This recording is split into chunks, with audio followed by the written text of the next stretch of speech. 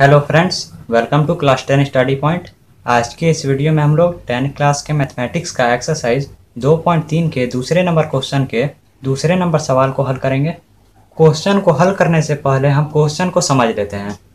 Question में बोला गया है कि पहले वाले बहुपद से दूसरे वाले बहुपद में भाग दीजिए और बताइए कि पहला वाला जो बहुपद है वो दूसरे वाले बहुपद का गुणनखंड है या नहीं।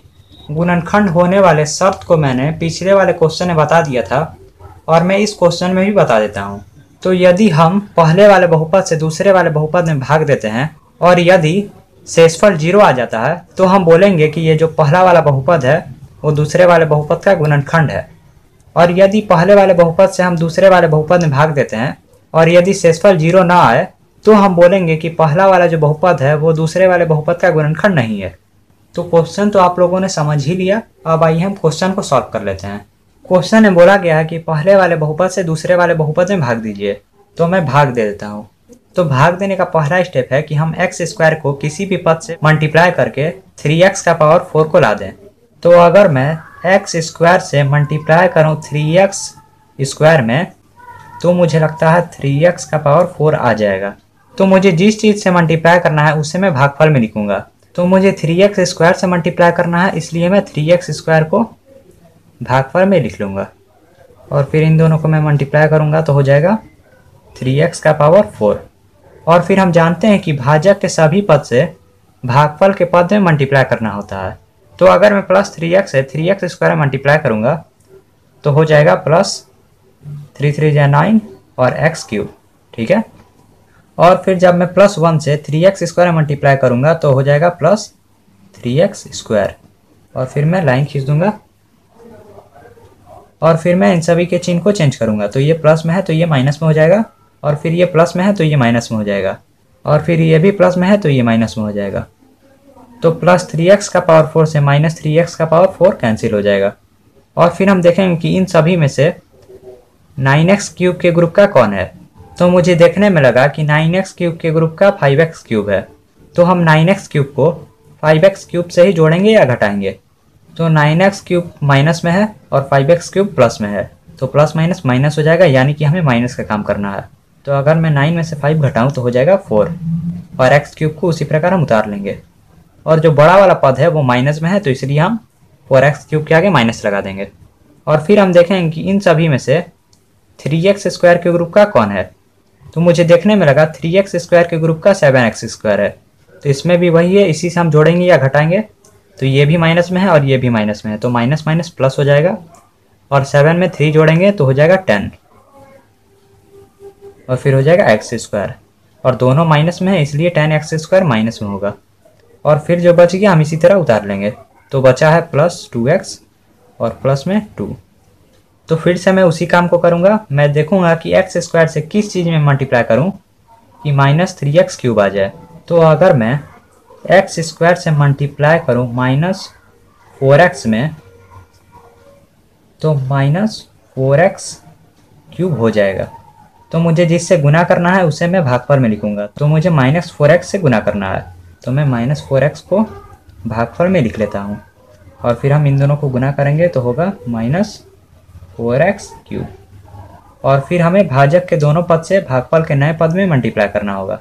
तो अगर मैं प्लस 3x से मल्टीप्लाई करूँ माइनस 4x को तो हो जाएगा माइनस 4 3 12 और x स्क्वायर हो जाएगा।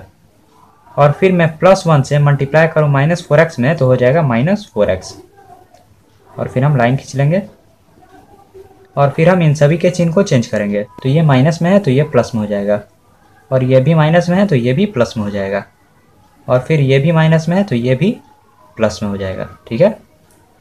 और फिर प्लस 4x क्यूब से माइनस 4x क्यूब कैंसिल हो जाएगा, तो हम इनको कैंसिल कर लेते हैं। और फिर मैं देखूंगा कि इन तीनों में से 12x स्क्वायर के ग्रुप का कौन है। तो मुझे देखने में लगा कि माइनस 10x स्क्वायर जो है वो 12x स्क्वायर के ग्रुप का है। तो हम इसी से जोड़ेंगे या घटाएंगे। तो प्लस माइनस माइनस हो जाएगा, यानी कि इन दोनों में हमें माइनस का काम करना है। तो 12 में से 10 जाएगा तो 2 बच जाएगा और फिर हम x स्क्वायर का x स्क्वायर उसी प्रकार उतार लेंगे। और बड़ा वाला जो पद है वो प्लस में है तो हम इसमें प्लस दे देंगे। और फिर हम देखेंगे कि इन दोनों में से 4x के ग्रुप का कौन है। तो मुझे देखने में लगा कि 4x के ग्रुप का 2x है तो हम इसी से जोड़ेंगे या घटाएंगे। तो प्लस प्लस प्लस हो गया, यानी कि इन दोनों में हमें प्लस का काम करना है। 4 में 2 जुटेगा तो 6 हो जाएगा, और x का x, और दोनों प्लस में है तो प्लस हो जाएगा, और प्लस 2x को हम इसी प्रकार उतार लेंगे।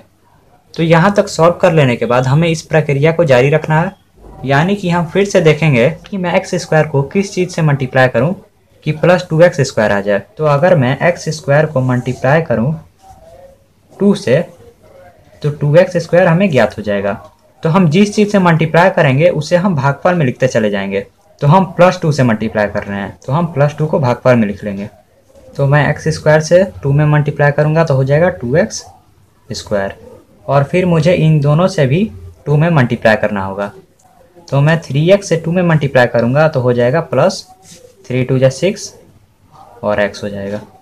और फिर मैं प्लस 1 से प्लस 2 में मल्टीप्लाई करूँ तो हो जाएगा प्लस 2 1 2, और फिर मैं लाइन खींच दूँगा, और फिर मैं इन तीनों के चिन्ह को चेंज कर लूँगा। तो ये प्लस में है तो ये माइनस में हो जाएगा, और ये भी प्लस में है तो ये भी माइनस में हो जाएगा, और ये भी प्लस में है तो ये भी माइनस में हो जाएगा। ठीक है, और फिर माइनस 2x स्क्वायर से प्लस 2x स्क्वायर कैंसिल हो जाएगा, और यहाँ पर भी माइनस 6x है और ऊपर में प्लस 6x है, तो माइनस 6x से प्लस 6x कैंसिल हो जाएगा, और फिर माइनस 2 से प्लस 2 कैंसिल हो जाएगा। तो हमारा शेषफल आ गया 0। और क्वेश्चन हमसे पूछा गया है कि पहला वाला जो बहुपद है वो दूसरे वाले बहुपद का गुणनखंड है या नहीं। तो गुणनखंड होने के और नहीं होने के शर्त को मैंने वीडियो की स्टार्टिंग में ही बता दिया था। यदि शेषफल 0 आ जाता है तो ये जो है इसका गुणनखंड है, और यदि शेषफल 0 ना आए तो ये इसका गुणनखंड नहीं है। तो यहाँ पर शेषफल 0 आ गया है, तो हमें इतना लिखना पड़ेगा कि पहला वाला जो बहुपद है वो दूसरे वाले बहुपद का गुणनखंड है। मैं इस बात को लिख लेता हूँ। तो मैंने लिख लिया कि पहला बहुपद दूसरे बहुपद का एक गुणनखंड है, और यही हमारा आंसर हो जाएगा। तो यहीं पर ये वीडियो समाप्त होता है। Thanks for watching. बने रहिए क्लास 10 स्टडी पॉइंट के साथ।